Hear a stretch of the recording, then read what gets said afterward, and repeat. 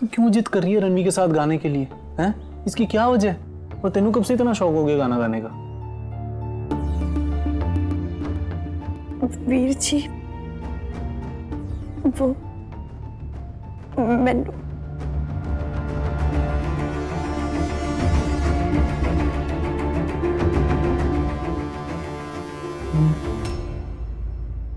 मैनू रणवीर के नाल ज्यादा वक्त नहीं मिलता ना वीर जी, तो मैंने सोचा कि अगर मैं उसके साथ काम करने लगूंगी तो ज्यादा वक्त बिता पाऊंगी, इसीलिए मैं गाना गाना चाहती थी।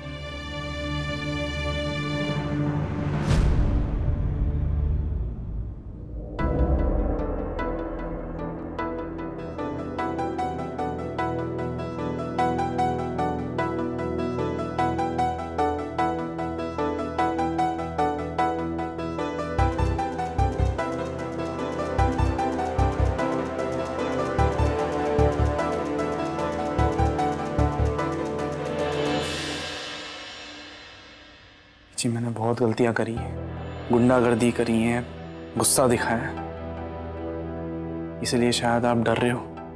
कुंजन ने अगर सच्चाई बता दी तो मामला और बिगड़ जाएगा। भाई के लिए अपनी बहन की आंखों में आंसू देखना आसान नहीं होता।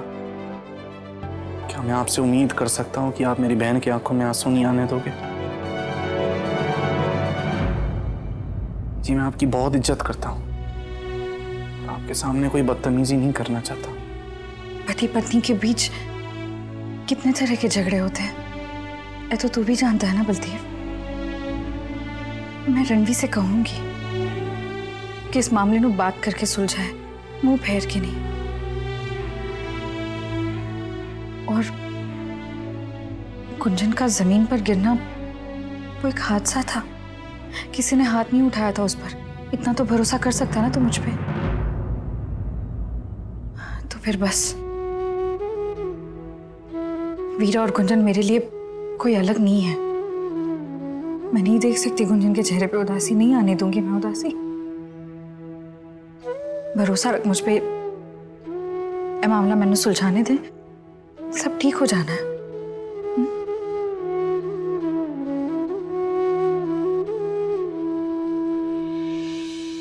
वीर जी, बात सिर्फ गाना गाने की है या कोई और बात भी है?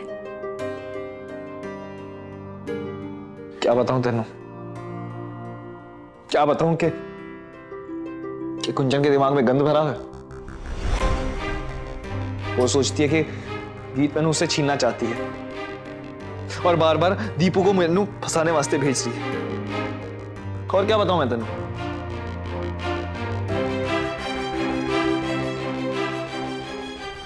तेनू तो सुनना चाहिए था, तेरे आने से पहले क्या क्या बातें कर रही थी वो।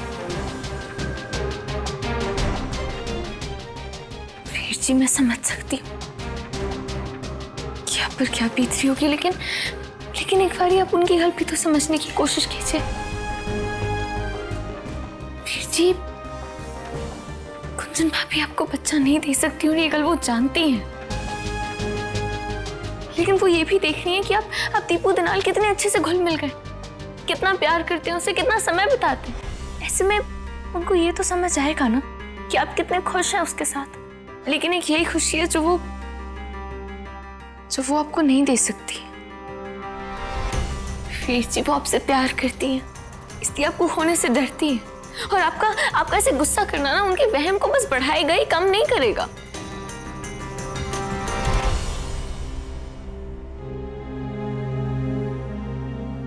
अच्छा भी निकलता हूँ। रणवीर,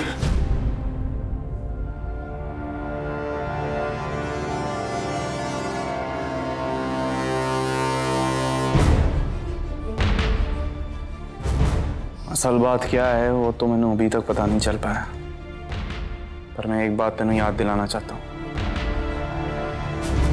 कि इस पिंड में सिर्फ तू ही एक वीर नहीं है जो अपनी बहन पर जान लुटाता हो, मैं भी हूं। अगर अगली बार तूने कुंजन को रुलाया तो मैंने जवाब देने के लिए तैयार है ना। गुरुदेव, मैंने ये सारी बातें सिखाने या बताने की कोई जरूरत नहीं है। बहन का पति उसे दुख पहुंचाता है ना, और बहन की आंखों में आंसू आते हैं, तो उनको देख एक भाई को कैसा लगता है मैं अच्छे से जानता हूं। है एहसास मैंने कई बार महसूस किया है। और तू फिक्र ना कर, मैंने अपनी जिम्मेदारियों का पूरा एहसास है। और एक बात मैं तेनू बता दूं, मैं अपनी बीवी से बहुत प्यार करता हूं और तेरी बहन को बहुत खुश रखूंगा।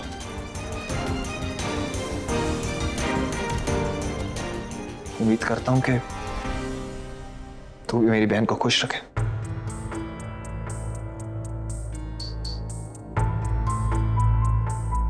बहनोई को लेकर ऐ डर तो हर भाई में होता है, और तुम तो एक दूसरे के जीजा और साले भी हो। पर यह लड़ाई बहुत लंबी खींची है तुम दोनों ने, इसे आज के आज ही खत्म कर दो। रणवी,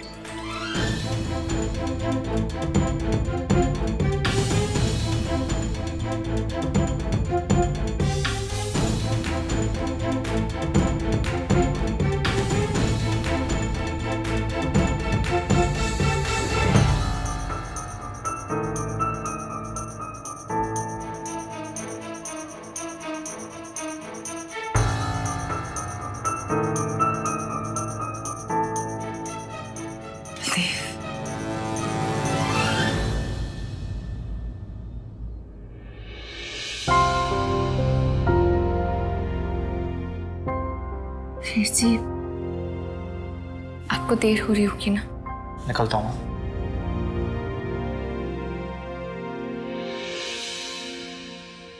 आजा पुत्र, बैठ जा। लस्सी पिएगा? नहीं नहीं बीजी, पहले जिस काम के लिए आपने बुलाया वो काम कर लेते हैं।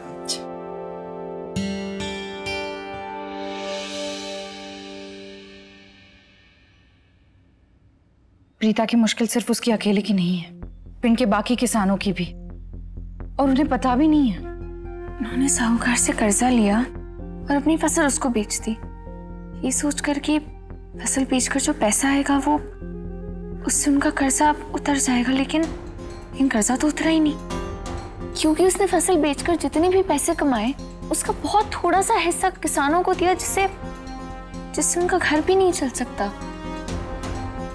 इसका मतलब है साहूकार हर तरफ से कमा रहा था, कर्जे का सूद भी और फसल का मुनाफा भी। और बेचारे किसान, उनका कर्ज जब तक पट नहीं जाता अपनी फसल किसी को बेच भी नहीं सकते। और किसान पढ़े लिखे तो है नहीं, उन्होंने बैंक से लोन नहीं लिया, उन्होंने साहूकार से लिया। दिलावर के जो पिताजी थे बहुत नेक इंसान थे, कभी उन्होंने किसी का फायदा नहीं उठाया। ये दिलावर सब किसानों का खून चूस रहा है। सच, काश बैंक से ही लोन ले लिया होता, कम से कम अब तक लोन तो उतर जाता, इतना कर्जा सर पर नहीं होता किसी के। और नहीं, एक बात समझ में नहीं आ रही है, आज तक कोई भी किसान अपनी ये परेशानी लेकर पंचायत में क्यों नहीं आया? बलदेव, इसके दो वजह हो सकते हैं। एक तो ये कि किसान दिलावर से बहुत डरते हैं, और दूसरी वजह ये हो सकती है, जो मैनू लगता है कि पंच में ना कोई एक दिलावर से मिला हुआ है, इसलिए तो किसानों की शिकायत सामने ही नहीं आती। खैर, मैंने एक एनजीओ में बात की एक कर्मचारी से, उनका नाम आरती है। वो मदद करेगी किसानों की मंडी में फसल बेचने के वास्ते, लेकिन उससे पहले हमें मजिस्ट्रेट के पास जाना होगा, सारे लैंड एग्रीमेंट की कॉपी लेकर। वो सरकारी सील लगा देंगे और सब कुछ रद्द हो जाएगा। उसके बाद किसान अपनी फसल सीधे जाके मंडी में बेच सकते हैं। तो बीजी, हमारे पास ऐसे कितने एग्रीमेंट हैं? प्रीता के हादसे के बाद मैंने घर घर जाकर एग्रीमेंट जमा किए थे, लेकिन ये सारी तो फोटोकॉपी है। ओरिजिनल डॉक्यूमेंट तो सारे साहूकार के पास है ना, और मजिस्ट्रेट के पास हमें ओरिजिनल जमीन के कागज लेकर जाने होंगे। वो तो वो देने से रहा। ऐसे कैसे नहीं देगा? इस पिंड का सरपंच मैं हूँ, और जिस स्कूल से दिलावर ने गुंडागर्दी सीखी है ना, उस स्कूल का मैं प्रिंसिपल रह चुका हूँ। मारपीट करेगा तू? बीजी, आप फिक्र मत करो, 1 घंटे के अंदर सारे पेपर हमारे हाथ में होंगे, फिर मैं और वीरा मजिस्ट्रेट के पास चले जाएंगे। और बीजी, गुंजन अभी आराम कर रही है, मैं लौट के उससे एक बार वापस बात करूंगा। तेरी बहन है पुत्र, जब मन करेगा ना आके मिल ले। हाँ बीजी, क्या आपने सारे किसानों से अग्रीमेंट के फोटोकॉपी लिए हैं? ये बात दिलावर को तो नहीं पता ना?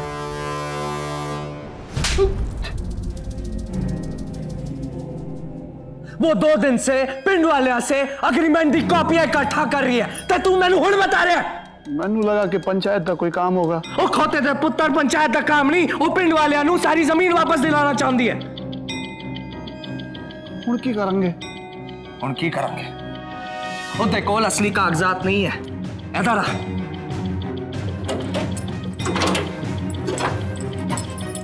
ए रे असली कागजात, ए मेरे कोल है। इसनू किसी महफूज जगह च रख दे, वरना फिर वो रतन वैसे भी भेजेगी वो चंगू मंगू नो। चंगू मंगू है कौन? वो खोते थे पुत्र, चंगू मंगू यानी बलदेव ते वीरा। वो आएंगे और असी दे देंगे।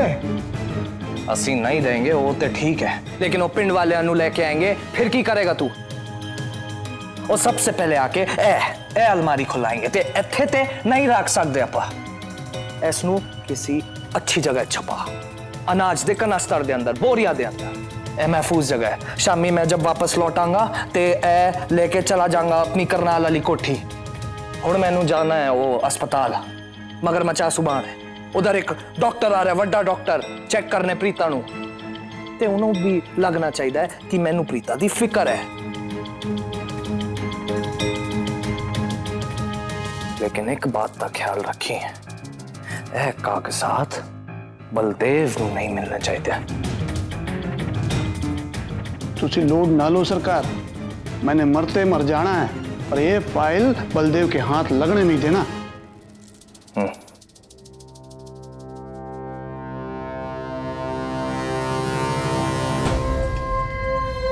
यह जगह ठीक रहेगी।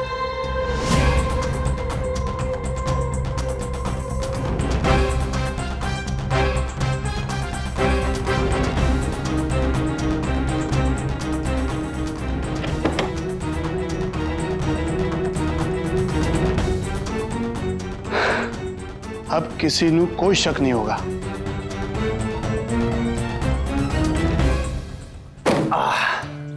कर दिया बाजी। ताई जी हम लोग निकलते हैं, फिर रात तक वापस आ जाएंगे। रात तक वहां काम करोगे, फिर घूमोगे फिरोगे, थक जाओगे, वहीं रुक जाओ, कल आ जाना। नहीं बीजी, आज रात तक वापस आ जाएंगे। ये औरत मेरी चाल नाकामयाब करने पे तुली हुई है, कोई और तरीका सोचना पड़ेगा। मैं तो दीपू दे वास्ते कह रही थी। अब लुधियाना इतना बड़ा शहर है, बहुत सारी जगह है ना वहाँ देखने लायक। अब इसका दिल करेगा ना सारी जगह देखे। आप बिल्कुल चिंता ना करो ताई जी, मैंने सारा प्लान बना चुका हूँ। वहाँ कुछ 2 घंटे की हमारी रिकॉर्डिंग है, उसके बाद दीपू को ले जाऊंगा घुमाने फिराने, है ना? तो मैंने आइसक्रीम चॉकलेट खिलाओगे ना साबू? हाँ आइसक्रीम चॉकलेट खिलाऊंगा। एक चॉकलेट का डब्बा तो रख भी दिया अंदर। चले अब? वाह। दीपू पुत्र, वो तेरी पानी की बाटली ना अंदर ही रह गई है, आजा मैं तेनू दे दे।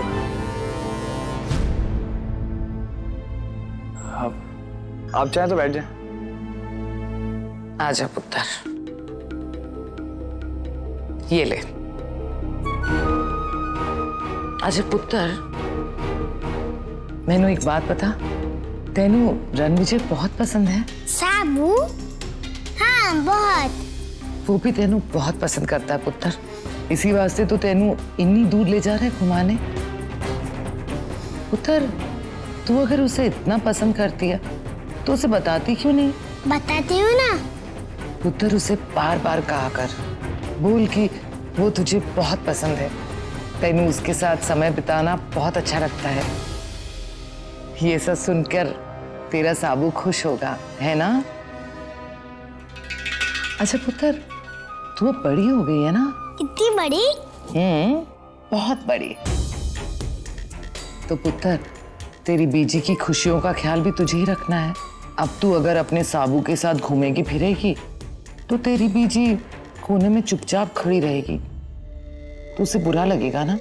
बस तू ऐसा नहीं चाहती ना। अब पुत्र, तुझे इस बात का ध्यान देना है कि तू अपनी बीजी को हर बात में अपने साथ रखे। वो नहीं मानेगी तो जिद करना, उसे हर खेल में शामिल करना। ऐसा करने से तेरी बीजी को खुशी मिलेगी। मुझे वो ही करना है। मेरी प्यारी बच्ची। चले। रणविजय की जान इस दीपू नाम के तोते में आ गई है।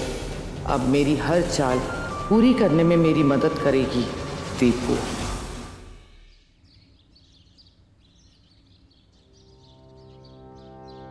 काश आज इसका बाप जिंदा होता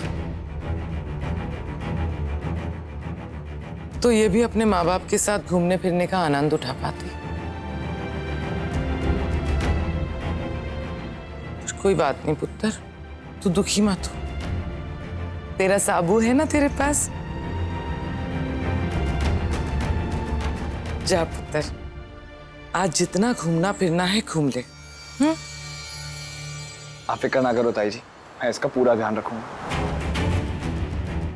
अब चलें? आजा आजा आजा। अच्छा ताई जी, चलते हैं। चलो चलो चलो।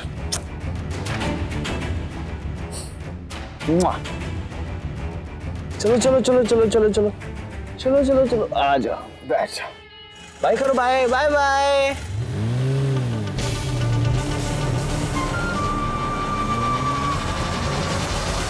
तुसी फिक्र ना करो सरकार, मैंने फाइल नू रख दिता है अच्छे से। हाँ, तुसी आराम नाल ओनू लेकल कर नाल चले जाना। फाइलें मेरे साथ जाएंगी।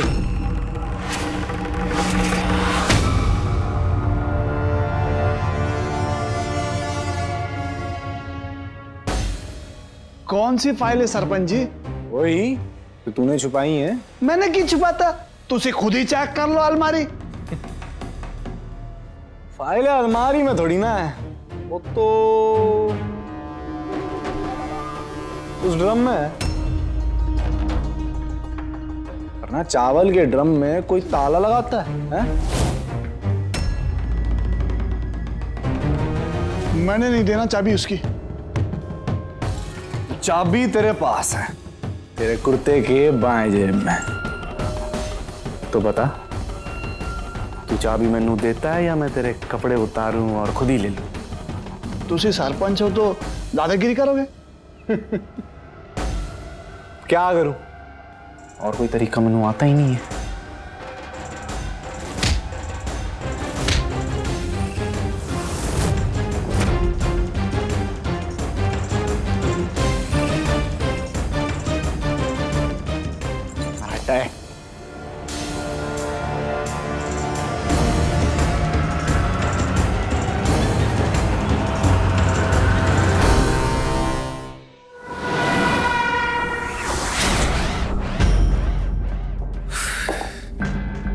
यार, मैंने सोचा था सब कुछ शांति से निपट जाएगा, पर नहीं। तुम लोग तो लातों के भूत हो, बातों से कहां मानने वाले हो, हैं?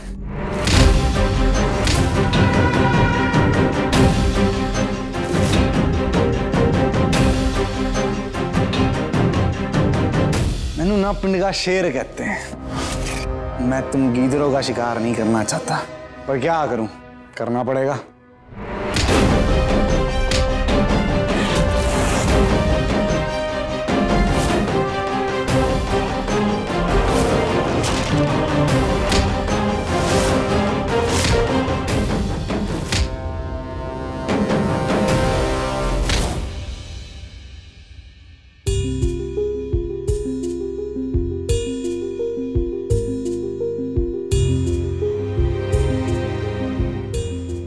कुंजन, बीजी आप बैठो ना।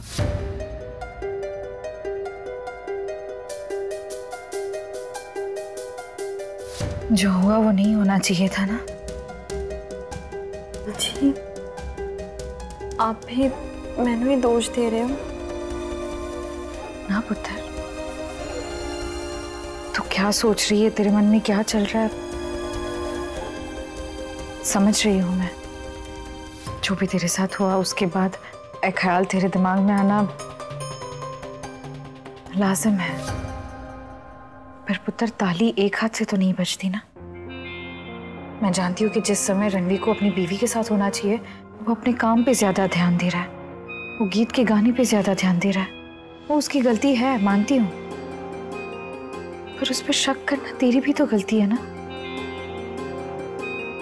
मैंने पता कब से जानती है तू उसे, बचपन से। जब तेरे दिल में उसके लिए कुछ भी नहीं था, तब से वो तुझसे प्यार कर रहा है। सच्चा प्यार किया है उसने तुझसे। उसके बाद तेनू लगता है कि उसके मन में तेरे अलावा किसी और का ख्याल भी आएगा? मैनू तो नहीं लगता।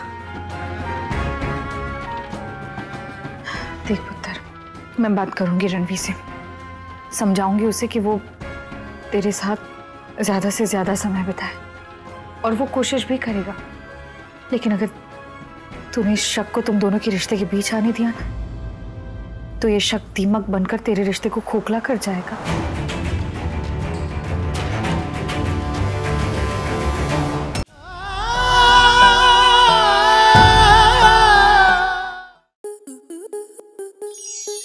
स्टार प्लस के ऐसे ही और बेहतरीन लम्हे देखने के लिए सब्सक्राइब करें हमारे YouTube चैनल को।